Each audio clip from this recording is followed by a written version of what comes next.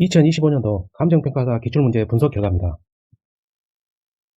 80점을 목표로 한다면 우리 시험의 기출문제 15년치를 정확히 알면 가능합니다.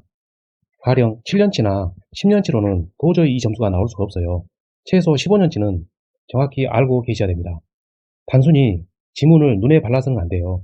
변형 출제되기 때문에 눈에 바르면 80점이 나올 수가 없습니다. 따라서 관련 핵심 내용을 정확하게 정리한 다음에 이후 반복 학습을 통해서 확실하게 암기하셔야 돼요. 그리고 나서 시간 관리를 하셔야 됩니다. 민법 40문제 푸는데 25분 이상 걸리면 안 돼요. 이 경우 한 문제당 40초 이내에 해결하셔야 됩니다. 이를 위해서는 평소에 연습이 되어 있어야 되죠. 저의 책과 강의에서는 스킬과 팁, if 예제를 통해서 이 점을 해결하였습니다. 공부 오래 하면 힘들어져요. 민법에서 80점을 득점하셔서 여유롭게 합격하세요. 신의성실의 원칙 옳지 않은 것. 전체적으로 지문의 길이가 길기 때문에 항상 빠른 풀이를 생각해내야 돼요. 평소에 우리가 자주 봤던 빈줄 지문은 3번과 4번입니다. 신의 측은 공익실현, 정의실현과 관련되기 때문에 법원의 직권판단사항 맞습니다. 우리는 옳지 않은 것을 찾아야죠.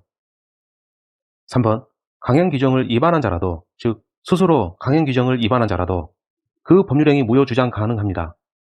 만일 이를 부정하게 된다면 강행규정으로 둔 입법 취지가 몰각될 수 있어요. 따라서 스스로 강행규정을 위반한 자라도 그 무효 주장 가능합니다. 신의 측에 입의된다는 틀렸죠. 정답은 3번. 평소에 자주 봤던 기출지문이 그대로 출제된 거예요. 확실한 답을 찾았으므로 나머지 복잡한 거 읽을 필요 없습니다. 시간 단축이 하죠. 제한 능력자 옳지 않은 것. 1번은 미성년자, 2번은 피성년 후견인, 3번은 한정 후견인, 4번은 미성년자의 재산 처분 허락 문제, 5번은 성년 후견 개시 심판 문제입니다. 전체적으로 초점이 없어요. 1번부터 보시죠. 미성년자가 특정한 영업 허락 받은 경우에는 성년자와 동일한 행위 능력이 있습니다. 빈출 지문 그대로 출제되었죠. 피성년 후견인의 법률행위 범위를 가정법원이 정할 수 있는데 이때 정하는 것은 취소할 수 없는 법률행위의 범위입니다. 맞죠? 서로 매칭이 됩니다. 이 역시 빈출 지문이에요. 3번. 일상생활에 필요하고 그 대가가 과도하지 아니합니다. 예를 들어서 편의점에서 세숫비누 한 개 샀어요. 그러한 피한정 후견인의 단독행위를 한정 후견인이 취소할 수는 없습니다. 인도주의적 차원에서 이러한 내용은 허용이 되죠. 4번. 법정 대리인이 미성년자에게 미성년자의 재산 처분을 허락했습니다. 그 후 미성년자가 그 재산을 처분하기 전에 법정 대리인이 그 허락을 취소할 수 있느냐 문제인데 취소 가능하죠. 법문상 취소지만 사실은 장래요. 이는 철회의 의미입니다. 처분 전이기 때문에 철회 가능하죠. 5번. 법원이 본인의 의사에 반하여 할 수 없는 것은 특정 후견 심판이죠. 피특정 후견인은 제한 능력자가 아니에요. 그런데 피성년 후견인이나 피한정 후견인은 제한 능력자이기 때문에 이들의 복리를 위해서 필요하다고 인정하면 법원은 본인의 의사에 반하여도 이를 할 수가 있습니다. 없다 했기 때문에 틀린 거예요. 정답은 5번. 본인의 의사 이 부분은 중요합니다. 다음에 또 출제될 수 있어요. 제 강의의 팁 부분을 보시면 이 내용 충분히 커버가 됩니다. 앞 문제에서 시간을 많이 허비해서요. 이 문제에서는 시간을 좀 줄여야 됩니다. 제한 능력자의 상대방 보호 문제 옳지 않은 것. 추인 여부 확답 촉구라는 것은 최고란 뜻이죠. 확실한 답을 줄 수 있는 사람은 제한 능력자는 아니고 법정 대리인이죠. 따라서 상대방은 법정 대리인에게 1개월 이상 기간을 정해서 최고할 수 있습니다. 이처럼 최고의 상대방은 법정 대리인으로 한정됩니다. 이와 비교해서 철회의 상대방은 법정 대리인은 물론이고 제한 능력자에 대해서도 가능하죠. 그 내용을 이 부분에서 빠르게 찾는 거예요. 4번에서 철회가 있습니다. 그리고 그 상대방 문제가 있죠. 철회를 제한 능력자에게 가능합니다. 할 수 없다는 틀렸어요. 옳지 않은 것은 4번. 부재자 문제입니다. 옳지 않은 것. 1번. 부재자로부터 이임받은 재산 처분권이 있는 재산관리인이 있어요. 재산관리인이 이미 있기 때문에 법원은 불개입이 원칙입니다. 그러므로 허가를 받아야 한다. 이 부분 틀렸네요. 정답은 1번. 기출되었던 지문이 또다시 출제된 거예요. 확실한 답을 찾았기 때문에 나머지는 읽을 필요 없습니다. 실종 선고 옳지 않은 것. 전체적으로 지문이 너무 길죠. 가장 짧은 3번 보니까 사망 간주 시점은 실종기간 만료 시 맞습니다. 이쪽보다는 상대적으로 이쪽이 지문이 더 짧죠. 실종 선고를 청구할 수 있는 청구권자는 검사나 이해관계인 등이죠. 1순위 상속인이 있으면 그 1순위가 재산을 다 가져갑니다. 따라서 2순위 상속인은 이해관계인이 아니에요. 2순위 상속인은 실종 선고를 청구할 수 없습니다. 정답은 2번. 법인 등기에 관한 내용입니다. 옳지 않은 것. 법인 설립 허가서를 받으면 주된 사무소 소재지에서 설립 등기를 합니다. 2번. 사원이기 때문에 사단법인 맞습니다. 사원 자격 득실, 있거나 없거나의 문제죠. 또는 인면도 마찬가지예요. 있거나 없거나입니다. 이러한 내용은 중요하기 때문에 정관의 필수 기재사항입니다. 등기사항이 아니고 정관 기재사항이에요. 따라서 옳지 않은 것은 2번. 그 밖에 존립식이나 해산사유도 마찬가지죠. 팁을 확인해서 반드시 암기하세요. 법인의 불법행위 책임 옳은 것 기억. 대표이사가 직무상 불법행위를 했어요. 책임이 있죠. 대표이사의 직무상 불법행위이기 때문에 법인도 책임이 있습니다. 법인과 대표이사는 이 경우 부진정 연대채무죠. 따라서 그 대표이사도 책임을 지는데 연대책임이기 때문이죠. 따라서 책임을 면하지 못한다는 맞습니다. 니은 배상 책임을 물을 수 있는 피해자의 요건은 악의자는 안되고 중대한 과실이 있어도 안돼요. 피해자가 중대한 과실로 알지 못했다. 즉 피해자에게 중대한 과실이 있습니다. 따라서 이 피해자는 책임을 상대방에게 물을 수가 없죠. 니은번이 있는 것은 답이 아닙니다. 디귿 직무행위 여부 관련해서 외형 이론에 따릅니다. 외형상 인정된다면 직무에 관한 행위에 해당하죠. 않는다는 틀렸습니다. 법령에 위배된 행위라도 외형 이론에 따라서 직무상 행위에 해당할 수 있어요. 디귿번이 있는 것도 틀렸어요. 따라서 정답은 1번. 전체적으로 빈출 지문이 그대로 또다시 출제된 것이죠. 사단법인 옳지 않은 것 숫자 문제입니다. EMC 총회 소집 관련 5분의 1 기출지문이 또 나온 것이죠. 사단법인 정관 변경 관련해서 총사원 3분의 2 동의 맞습니다.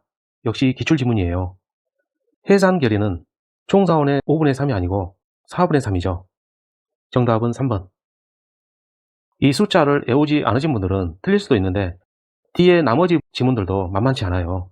이러한 문제를 만나면 셋 중에 하나 빨리 찍고 넘어가는 게 맞습니다. 시간관리가 더 중요하죠. 물건에 관한 설명 옳지 않은 것 1번. 구분행위가 없다면 그 부분이 어떤 부분인지를 모르기 때문에 구분 소유권이 성립할 수가 없습니다. 옳지 않은 것은 1번.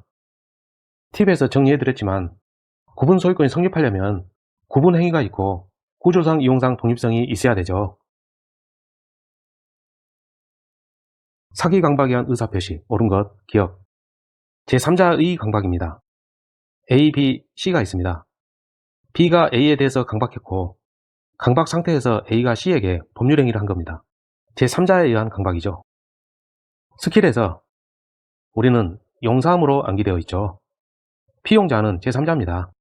C에 대해서 B가 피용자라면 제3자예요. 대리인은 아니죠. 우리는 옳은 것을 골라야 됩니다. 기억이 있는 것은 답이 아니죠. 니은번만 보면 되네요. 제3자가 사기에 의한 의사표시 취소에 대해서 대항한다 이 말은 곧 기억본에서 봤던 제3자의 강박 이 상황이 아닙니다. 제3자라는 말은 똑같은데 다른 상황이에요. B가 A에 대해서 사기를 쳤어요.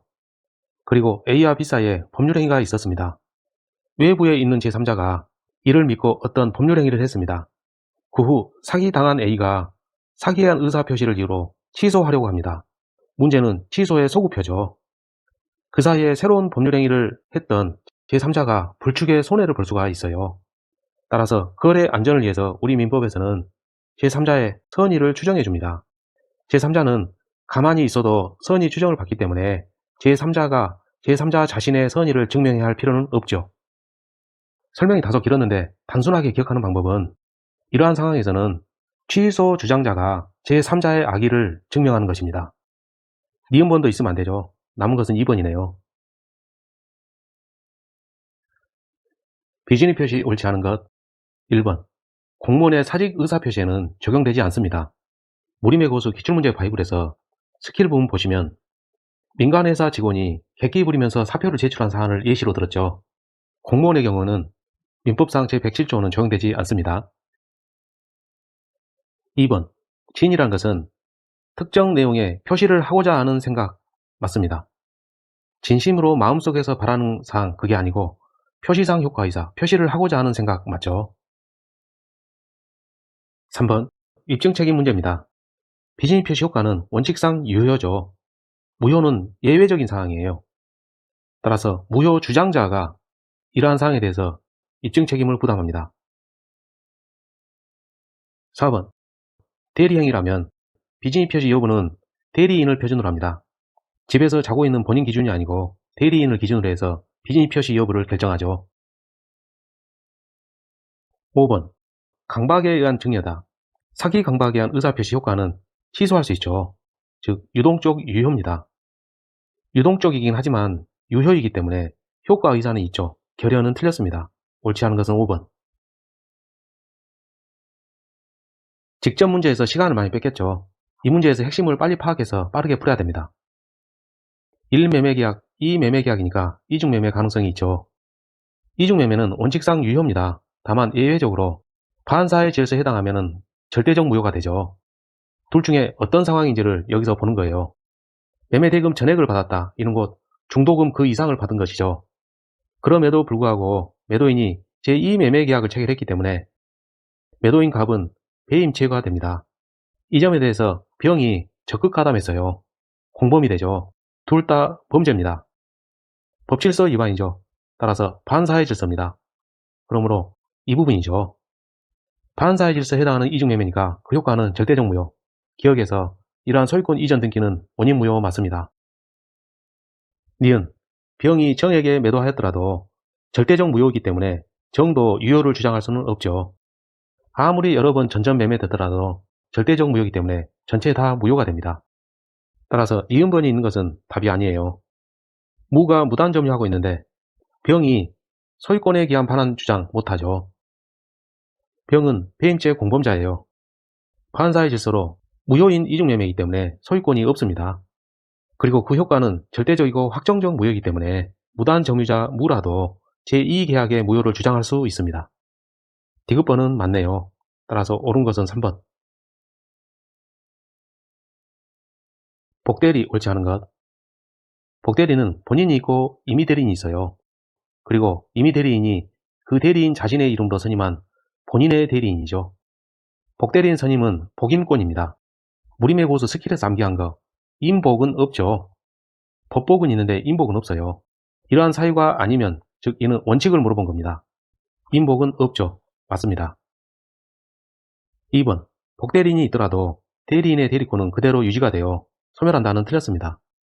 임의 대리인이 행한 대리행위 효과가 본인에게 기속은 물론이고 복대리인이 행한 대리행위 효과도 본인에게 기속돼요. 즉 대리인의 대리권은 여전히 있습니다. 소멸하는 게 아니죠. 정답은 2번. 무권 대리행위 추인 옳지 않은 것. 무권 대리행위 관련해서 우리는 스킬이 암기되어 있죠. 그 중에서 제가 맨 먼저 언급했던 것은 아무나 먼저 한 것으로 확정됩니다. 상대방이 먼저 처리했다면 반대편에 있는 본인은 더 이상 추인할 수가 없죠. 따라서 정답은 2번. 스킬에 따라서 확실한 답을 찾았기 때문에 나머지는 읽을 필요 없습니다. 토지거래 허가 구역 내에 있는 토지 관련해서 일정 기간 내에 허가를 받기로 합의한 상태에서 매매계약을 체결했죠. 이는 유동적 무효인 상태입니다. 당장은 유동적 무효이지만 나중에 허가를 받게 되면 소급해서 유효로 되는 것이죠. 계약시로 소급합니다. 4번에서 허가를 받으면 허가를 받은 때부터 유효가 되는 게 아니죠. 계약시로 소급해서 유효로 되죠. 옳지 않은 것은 4번. 소멸시효 중단 옳지 않은 것. 중단 행위라는 것은 청구, 압류, 가압류, 가처분, 승인을 얘기합니다. 중단의 효력이 미치는 당사자라는 것은 이러한 중단 행위에 관여한 당사자를 말합니다. 주의할 것은 여기서는 권리의 당사자가 아니에요. 이러한 중단 행위에 관여한 당사자입니다. 2번. 원인채권이라는 것은 A가 B에게 돈을 빌려줬습니다. 차용금 채권이 원인채권이죠. 이러한 지급 확보 수단으로 어음을 받았어요. 어음상 채권이죠. 이 두 개는 별개입니다. 별개이기 때문에 원인채권에 대해서 청구한 것만으로는 별개의 채권인 어음채권의 소멸시효를 중단시키지 못합니다. 3번. 가압류는 소멸시효 중단 사유가 맞죠. 본안에 승소 판결이 확정되었다 이 말은 그 전에 재판상 청구가 있었다는 뜻이에요. 이 역시 소멸시효 중단 사유죠. 양자는 별개의 중단 사유입니다. 따라서 가압류에 의한 시효 중단 효력은 재판상 청구에 흡수돼서 소멸되지 않습니다. 별개니까요. 옳지 않은 것은 3번. 조건과 기한 옳지 않은 것 1번. 조건을 붙이는 것이 허용되지 않는 법률행위에 조건을 붙이면 전부 무효죠. 조건만 무효로 된다는 틀렸습니다. 정답은 1번. 확실한 거 찾았기 때문에 나머지 읽을 필요 없습니다. 소멸시효 옳지 않은 것 1번. 소멸시효 대상 여부입니다. 소유권은 항구성이죠. 이에 기초한 물권적 청구는 종된 개념입니다. 주된 권리가 항구성이기 때문에 정된 권리인 물권적 청구권도 역시 항구성을 띠죠. 그러므로 이러한 물권적 청구권은 소멸시효 대상이 되지 않습니다. 2번. 소멸시효가 진행하려면 권리를 행사할 수 있음에도 불구하고 이를 행사하지 않는 거예요. 그러나 정지조건부 권리는 이런 상태입니다. 제 강의 팁에서 이 내용 정리해드렸죠. 권리를 행사할 수 있는 상태가 아니에요. 조건이 미성치 동안에는 이 상태입니다. 이게 아니기 때문에 소멸시효가 진행하지 않죠. 옳지 않은 것은 2번. 사회 질서에 반하는 법률행위로서 무효인 것을 물어봤습니다. 우리는 유효인 것을 암기했죠. 강양 비대무전 유효입니다. 양 있으면 뒷부분 읽을 필요 없고 유효입니다. 강 있으니까 뒷부분 읽을 필요 없어요. 어차피 판례를 물어본 거니까요. 따라서 유효. 비자금 소극적 은닉 유효입니다. 전돈 삭찰 주지직 유효죠. 남은 것은 5번이 정답이네요. 제 강의에서 정리했던 스킬 부분 암기해가지고 이런 문제에서 시간 단축하세요. 불공정한 법률행위 나오면 우리는 이 그림부터 그립니다. 이만큼 받고 이만큼 줬기 때문에 폭리, 즉 불공정이죠. 불공정행위에 해당하는지 여부는 어느 시점을 기준으로 하느냐, 계약 체결 시점 맞죠? 그 이후에 변화된 재판 시점을 기준으로 한 게 아니고 계약 체결 시점 당시에서 이러한 상태라면 불공정한 법률행위로 보죠. 공박이란 것은 경제적 원인은 물론이고 정신적, 심리적 원인도 맞습니다. 3번. 특정 영역에서 경험이란 것은 전문가를 의미해요. 불공정한 법률행위 규정을 둔 게 전문가를 보호하기 위한 게 아니고 일반인을 보호한 것이죠. 따라서 무경험이란 것은 이게 아니고 거래 일반의 경험 부족을 의미합니다. 따라서 옳지 않은 것은 3번. 물권에 관한 설명 옳지 않은 것 1번. 원칙상 물권의 객체는 물건입니다. 그러나 여기에 한정되지 않죠. 권리질권은 질권의 목적물이 권리예요. 권리는 물건이 아니죠. 따라서 여기에 한정되지 않습니다. 물권 창설은 법률에 따라야죠. 법이 아니라면 허용되지 않습니다. 3번. 양도 양수는 법률 행위에 의한 물권 변동이죠. 따라서 등기를 요합니다. 그런데 미등기 건물이다 보니까 등기를 받을 수가 없어요. 그렇다면 소유권을 취득하지 못하죠. 정답은 3번. 물권 변동에 의해서 등기가 필요하지 않는 경우는 법률 행위가 아니라 법률 규정에 의한 경우에는 등기가 필요 없습니다. 매매 계약이 체결되었다가 이 시점에서 해제되면 해제의 소급표에 따라서 소유권이 매도인에게 당연 복귀합니다. 당연 복귀 의미는 등기가 필요 없다는 뜻이죠. 기억은 맞습니다. 니은 화해가 성립하거나 조정이 성립한 경우에는 당사자 간 의사의 합치이기 때문에 등기가 있어야지만이 물권이 변동합니다. 따라서 니은 디귿은 아니네요. 정답은 1번. 을소유 토지에 대해서 매매 계약을 체결했죠. 대금까지 모두 지급한 갑이 인도받아서 점유 사용 중입니다. 그러나 아직 이전 등기를 격려하지 못한 상태예요. 옳지 않은 것. 이 내용은 기존의 기출문제에서 권리 이에서 잠을 자는 게 아니고 권리 행사 중이란 거죠. 따라서 시효가 진행하지 않는다. 이 내용이 자주 나왔었어요. 이 중에서 그 내용을 빠르게 찾습니다. 소멸시효 진행, 이 부분이 키워드죠. 우리는 옳지 않은 것을 찾아야 됩니다. 점유 사용 중 여전히 권리 행사 중이기 때문에 이전 등기 청구권 소멸시효는 진행되지 않죠. 따라서 틀린 것은 4번입니다. 논점으로 들어가서 빠르게 답을 찾는 거예요. 나머지는 읽을 필요 없죠. 등기의 추정력 옳지 않은 것 1번. 등기의 적법성 추정력 문제입니다. 등기가 있으면 등기 원인과 절차의 적법성이 추정이 됩니다. 누구에게든지 추정이 되죠. 따라서 전 소유자에 대해서도 추정이 됩니다. 건물 신축의 경우에는 보존 등기를 합니다. 만일 제3자가 건물 신축한 것이 아니라고 이런 취지 주장을 했다면 여전히 권리 추정력이 인정이 됩니다. 그러나 보존 등기 명의자가 신축한 것이 아니라고 했어요. 이때는 추정력이 깨집니다. 3번. 등기는 권리 발생 요건이지 효력 존속 요건은 아니죠. 따라서 등기가 부적법 말소되더라도 등기 명의자는 여전히 적법한 소유자로 추정이 되죠. 4번.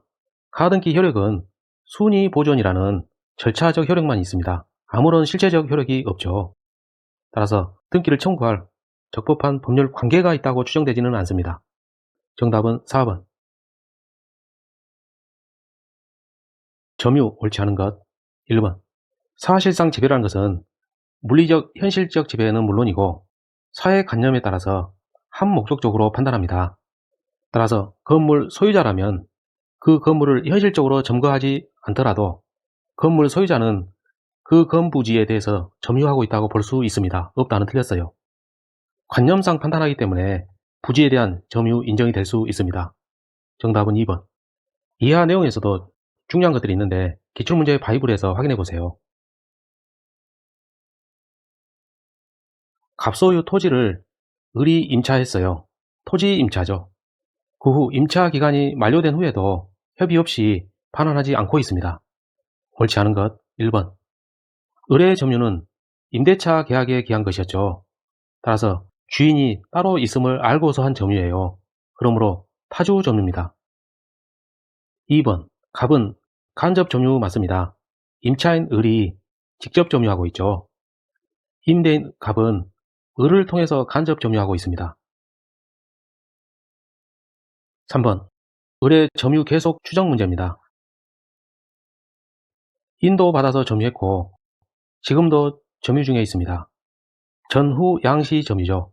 따라서 이 사이는 점유 계속이 추정이 됩니다. 4번. X 토지에 대한 소유 의사를 표시한 것, 이는 곧 자주 점유란 뜻이에요. 을은 타주 점유였죠. 을이 그 사이에 자기 소유 건물을 신축했거나 또는 등기를 가져오더라도 타주 점유가 자주 점유로 전환되지 않습니다. 그런데 여기서 볼 수 있다 했기 때문에 이 부분 틀렸어요. 옳지 않은 것은 4번. 점유 회수에 관한 설명 옳은 것 1번. 침탈이란 것은 절도나 강도 당한 경우에요. 도둑도자라는 글자가 필요합니다. 그게 바로 침탈이에요. 그러므로 사기라든가 횡령, 공갈 이런 것은 침탈이 아니죠. 이러한 내용이 팁에 정리되어 있습니다. 그러므로 사기에 의한 경우에는 인정되지 않죠. 2번. 직접 점유자, 간접 점유자입니다. 이 말은 곧 둘 사이에 점유 매개 관계가 있다는 뜻이에요. 대표적으로 임대차 계약이 있죠. 계약에 따른 거기 때문에 침탈은 아닙니다. 다시 말씀드리지만 침탈이라는 것은 도둑도라는 글자가 필요해요. 절도나 강도. 이 상황이 절도나 강도 당한 것은 아닙니다. 따라서 2번도 틀렸죠. 3번. 점유 해소 청구권의 상대방이 누구냐 문제입니다. 침탈자에게도 가능하고 침탈자의 악의의 특별 승계인에게도 악이기 때문에 이자에 대해서도 주장할 수 있습니다. 못한다는 틀렸죠. 4번. 간접 점유자가 점유 해소 청구권을 행사하는 경우에는 먼저 자기라는 것은 여기서 간접 점유자인데 그게 아니고 직접 점유자에게 반환할 것을 청구할 수 있죠. 따라서 4번도 틀렸습니다. 남은 것은 5번이 정답이네요. 앞부분에서 수험자 여러분도 시간을 너무 많이 썼어요. 따라서 이 문제에서는 시간을 좀 단축시켜야 됩니다. 3명이 있는데 동일한 지분 비율이니까 각 3분의 1씩 모두 다 소수 지분권자죠. 공유입니다. 옳지 않은 것 1번. 1번. 처분의 대상이 지분입니다. 만일 이 부분이 공유물 자체였다면 전원의 동의를 요하죠. 그러나 공유 지분이기 때문에 자유롭게 처분할 수 있죠. 이 부분 기출문제 바이브를 통해서 정확히 암기해두세요. 공유, 합유, 종유가 있는데 지분 처분 관련해서는 동그라미 세모 X입니다. 종유는 지분 개념 자체가 없죠. 따라서 X. 합유는 조합체 재산이기 때문에 원칙상 안됩니다. 예외적으로 해산시 등에는 가능하죠. 그러므로 세모입니다. 공유는 개인주의가 강합니다. 갑을 병간 아무런 인적 결합 관계가 없어요. 따라서 자유롭게 처분할 수 있죠. 반드시 알아두세요. 2번. 토지에 건물을 신축하면 나대지가 건부지로 변경이 된 것이죠. 처분이나 변경의 경우에는 전원의 동의를 요합니다. 병의 협의가 없었으면 이는 적법하지 않죠. 옳지 않은 것은 2번. 취득시효 옳지 않은 것 1번. 국유재산은 행정재산과 일반재산이 있어요. 행정재산이 공용 폐지되면 일반재산이 되어서 취득시효 대상이 될 수도 있습니다. 그러나 공용 폐지되지 않았어요. 따라서 여전히 행정재산입니다. 이는 국유재산법상 시효 취득의 대상이 되지 않는다고 규정이 있습니다. 그리고 이는 강행 규정이죠. 따라서 않는다는 맞습니다. 2번. 성명 불상자 소유물에 대해서도 시효 취득 인정할 수 있습니다. 공부하는 방법은 점유 취득 시의 요건과 등기부 취득 시의 요건을 동시에 암기하세요. 이쪽에 등기가 있으니까 이쪽에도 등기란 글자를 기재합니다. 그러면은 양쪽에 등기가 있으니까 자, 공평해졌죠. 이 부분 빈칸 채우라고 무선 연락을 합니다. 이 부분은 점유 취득 시의 요건이고 이 부분은 등기부 취득 시의 요건이죠. 이 중에서 소유자가 특정될 것, 제가 그런 말씀 안 드렸죠. 그러므로 이 내용은 요건이 아닌 것입니다. 그렇기 때문에 성명 불상자 소유물에 대해서도 점유 취득 시효 인정될 수 있어요. 시험에 임박하면 요건이 암기가 안됩니다. 평소에 점유 취득 시 요건과 등기부 취득 시효의 정확한 요건을 암기해 두셔야 합니다. 3번. 점유 취득 시효란 것은 소유권 없는 자가 요건을 충족해서 소유권을 취득하는 것이죠. 그런데 이 부분 적법한 등기를 마치고 소유권을 취득한 자랍니다. 그러면은 점유 취득 시효를 인정할 필요성이 없죠. 따라서 기초화되는 점유라 할 수 없다 했으니까 맞죠. 4번. 한계필지 토지 일부분에 대해서 시효 취득 인정될 수 있습니다. 실제 경계는 이 부분이죠. A 소유, B 소유인데 B가 이 부분까지 자기 소유라고 생각해서 야금야금 들어왔어요. 일부에 대해서 요건 충족하면 시효 취득 인정될 수도 있습니다. 1, 2, 3, 4 다 맞기 때문에 옳지 않은 거 남은 거 5번입니다. 앞문제에서 시간을 너무 많이 허비했어요. 빠르게 풀어야 됩니다. 소유물 반환 청구권 옳은 것. 반환 청구란 것은 현실적으로 돌려달라는 거예요. 따라서 현실적으로 점유하고 있는 사람 상대로 해서 반환 청구해야 되죠. 그렇지 않다 하면은 그 반환 청구는 부당합니다. 따라서 맞습니다. 기억은 있는 게 맞네요. 우리는 니은번만 보면 되겠습니다. 퇴거 청구 상대방이 누구냐의 문제입니다. 건물에 들어가 살고 있는 임차인 상대로 퇴거 청구 가능하죠. 소유자에 대해서는 철거를 청구하는 것이지 퇴거를 청구하는 게 아닙니다. 따라서 있다 이 부분 틀렸어요. 니은번 있으면 안됩니다. 따라서 정답은 1번. 지상권 옳지 않은 거 1번. 혼동 소멸 문제입니다. 기출문제 바이블 스킬에서 그 내용 정리해뒀습니다. 핵심은 혼동 소멸로 인해서 피해를 보게 된 사람이 발생하면 이를 인정하지 않죠. 지상권에 저당권이 설정되어 있어요. 만일 이 지상권 부분을 소멸시키면 이 저당권자가 목적물을 상실하게 됩니다. 저당권자가 불축에 손해를 입게 되죠. 그러므로 않는다 했기 때문에 맞죠. 저당권, 지상권, 저당권이 순차적으로 설정되어 있습니다. 그런데 나중에 설정된 저당권 이 부분이 실행이 되었어요. 말소 기준 권리는 최고순위 저당권이죠. 이 지상권은 후순위입니다. 그러므로 이 지상권은 소멸한다 맞죠? 3번. 구분 지상권을 설정해 줄 수 있는 권한이 있는 사람은 소유자입니다. 지상권자는 사용 수익권자이지 소유자가 아니에요. 따라서 설정해 줄 수 있다는 틀렸습니다. 옳지 않은 거 3번. 관습상의 법정 지상권이 성립할 수 있는 경우는 법정 지상권 관련해서는 그림을 알아야죠.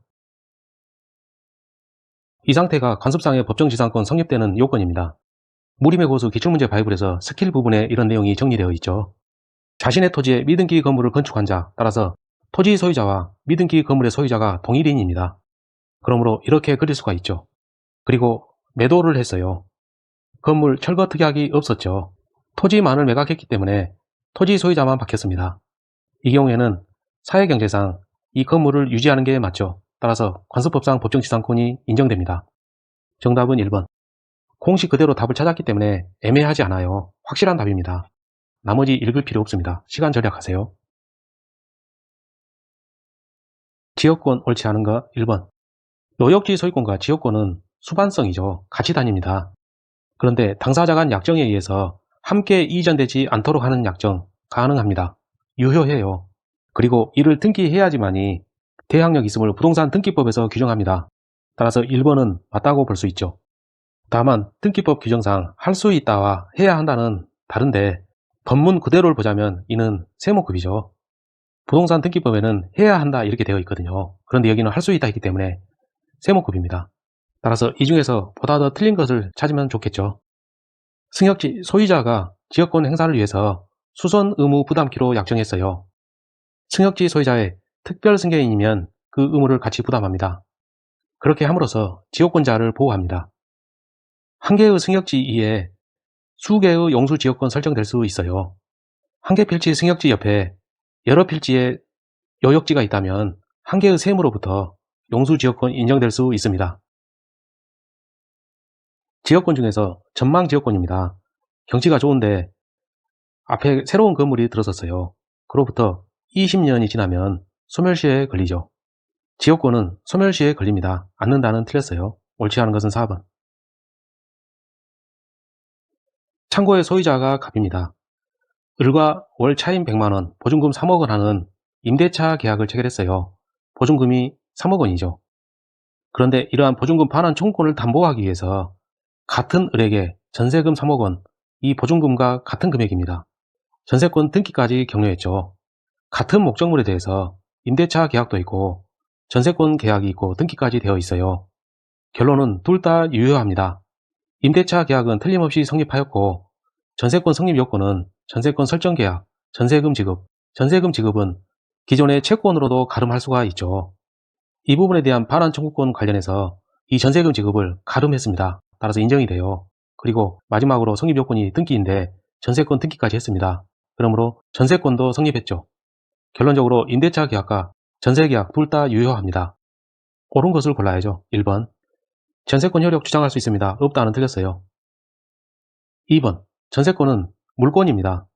창고를 새롭게 매수한 병에게도 물권이기 때문에 대세효에 따라서 주장할 수 있어요. 없다는 틀렸습니다. 전세권은 용익물권성도 있고 담보물권성도 있죠. 겸비되어 있습니다. 따라서 반환을 지체하면 경매 신청 가능합니다. 없다는 틀렸어요. 4번. 임대차 종료한 시점부터 목적물 명도시까지 이 사이에 발생한 모든 채무에 대해서는 보증금에서 공제합니다. 연체 차임을 공제한 금액을 반하면 된다. 맞죠? 옳은 것은 4번. 유치권 성립 요건 관련 결련관계의 문제입니다. 푸는 로직은 단순하죠. 채권과 목적물 사이 결련관계에 있으면 유치권 성립 요건 충족합니다. 인정되지 않는 것은 1번. 임차하니까 임대차 계약이 있죠. 관련한 임대차 보증금 반환 채권은 임대차 계약과 관계가 있는 것이지 목적물과는 아무 관계가 없습니다. 따라서 결련관계가 인정되지 않아요. 정답은 1번. 정확한 답을 찾았으니까 나머지 읽을 필요 없죠. 시간 절약하세요. 유치권 옳지 않은 것. 유치권 문제 나오면 맨 먼저 떠올릴 거 다 있는데 우물은 없답니다. 다 있기 때문에 과실수취권이 있어요. 4번에서 유치권자는 일반 채권자와 동일한 순위로 배당받는다. 즉 우선 변제권 없다는 뜻입니다. 다 있는데 우물은 없기 때문에 맞는 것이죠. 2번. 유치권은 점유함으로써 채권 변제를 압박하는 수단이에요. 처분권도 아니고 사용수익권도 아닙니다. 따라서 임대 권한 없어요. 그러므로 유치권자와 체결한 임대차 계약에 기한 임차인은 소유자에게 임대차로 대항할 수 없습니다. 3번. 여러 필지 토지에 대해서 유치권을 행사하고 있습니다. 그중 일부 토지 이 부분에 대해서만 성관주의 의무를 위반했어요. 이 경우 소유자는 그 위반한 일부 토지에 대해서만 유치권 소멸 청구 가능하죠. 모든 토지 이 부분 틀렸습니다. 정답은 3번. 질권에 관한 설명 옳지 않은 것. 질권 설정자가 계속 점유한다는 것은 현실 인도를 안 해줬고 간이 인도도 아니며 목적물 반환 청구권의 양도도 아닙니다. 따라서 질권을 설정할 수 없죠. 2번. 채무자가 있고 질권자가 있으며 전질권자가 있습니다. 원래는 책임 전질이었는데 채무자가 이 책임 전질을 승낙했어요. 즉 승낙 전질이 되었습니다. 따라서 채무자는 전질권자에게 직접 변제해야죠. 그런데 채무자는 전질권자의 동의 없이 질권자에게 채무를 변제했어요. 따라서 이러한 변제로서 전질권자에게는 대항하지 못합니다. 3번. 질물이 있었는데 소유자가 그 질물을 다른 사람에게 매도했어요. 그 매매 대금, 이는 가치 변형물로 볼 수 있죠. 이 가치 변형물에 대해서 질권을 행사할 수 있느냐 여부 문제는 물상대의 행사 가능하느냐 문제입니다. 물상대의 행사할 수 있는 상황은 멸실, 훼손, 공용징수 등이죠. 매도는 아닙니다. 따라서 행사할 수 없다니까 맞죠. 5번. 점유자는 선의의 추정을 받습니다. 그러나 동산질권 선의취득자는 자신의 선의 무과실을 입증해야 돼요. 선의가 추정되지 않습니다. 따라서 취득자는 자신의 선의 무과실을 입증해야 합니다. 다 옳기 때문에 틀린 것은 5번. 채권 질권 옳지 않은 것 1번. 질권의 목적이 될 수 있느냐 문제입니다. 양도 가능성이 있으면 가능해요. 임차보증금 반환 청구권은 채권인데 채권 양도 가능하죠. 따라서 채권 질권 목적이 될 수 있죠. 2번. 질권의 효력 발생 요건입니다. 증서가 있기 때문에 그 증서를 교부하면 효력이 발생하죠. 3번. 채권의 목적물이 금전이라면 직접 변제에 충당할 수 있습니다. 그러나 금전 이외의 물건이기 때문에 질권을 행사해서 경매에 붙여서 환가해야 합니다. 따라서 물건에 대해서 질권을 행사할 수 있다. 맞죠? 4번. 채권에 질권이 설정되어 있습니다. 이 채권을 설정자가 타인에게 양도했어요. 이 질권은 물권이기 때문에 그 채권 위에 여전히 존속하죠. 즉 질권자가 손해볼 일이 없습니다. 따라서 이러한 양도에서, 즉 채권의 양도에서 질권자의 동의는 필요가 없습니다. 이러한 행위가 질권자에게 손해를 주는 게 아니기 때문에 설정자는 질권자의 동의를 받을 필요 없이 양도 가능합니다. 다 옳기 때문에 나머지는 5번, 이게 정답이네요. 저당권 옳은 것 기억. 건물의 저당권이 설정된 후에 건물의 종물에 대해서 강제 집행이 있었습니다. 시간선을 그리면 저당권 설정이 먼저죠. 그 후에 강제 집행이 있었던 거예요. 주물에 설정된 저당권 효력은 종물에도 미칩니다. 따라서 그 저당권 실행에 따른 경매 절차 매수인, 즉 경락인은 건물 종물의 소유권을 취득하죠. 따라서 나중에 강제 집행한 자는 경락인에게 강제 집행 효력을 주장할 수 없죠. 저당권이 선순위이기 때문에 후순위자인 강제 집행한 자는 주장을 할 수가 없는 것입니다. 따라서 기억은 옳습니다. 니은. 토지에 저당권이 설정되었습니다. 그 후에 지상권을 취득한 자가 나무를 심었어요. 시간상으로 보면 저당권 설정이 먼저죠. 저당권 실행에 따라서 토지가 경매로 넘어갔습니다. 경락인이 발생했죠. 이 토지 매수인은 20개의 소유권까지 같이 취득합니다. 왜냐하면 저당권이 먼저였거든요. 따라서 지상권자는 그 20개의 매수를 청구할 수 없습니다. 그러나 만일 수목 이 부분을 농작물로 바꾸게 되면 이 문장은 맞게 됩니다. 따라서 니은번은 틀렸어요. 디귿.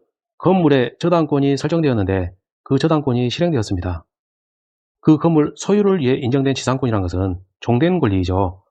따라서 이 저당권이 종된 권리에도 확장해서 적용됩니다. 그러므로 경매 절차 매수인은 등기 없이 이 지상권도 당연 취득합니다. 기억 디귿 맞죠? 정답은 3번.